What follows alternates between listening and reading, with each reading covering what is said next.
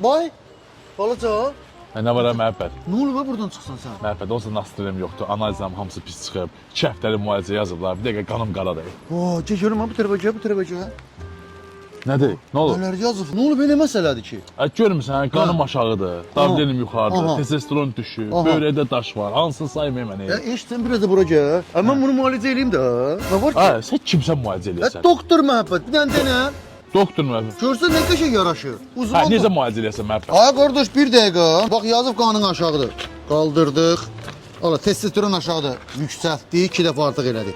Bak yazıp böğrende taş var. Hep böğreni yığıştırdık biri. Neyse ne ihtiyaç var lazım değil. Şu hazır. Bir de davranın yüngül düzeldim. Tutardı. Git rahat. Sen hazırsan bırak. Məhəbbət 2 həftə müalicəsi alma.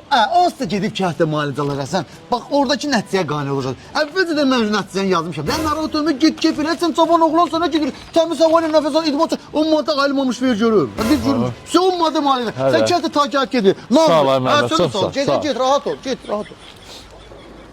Qardaş, sana nə olubdu? Ayağımın altı düz çıxıb. Düz çıxıb. Narahat olma qanırıb düzəldəcək görün bura.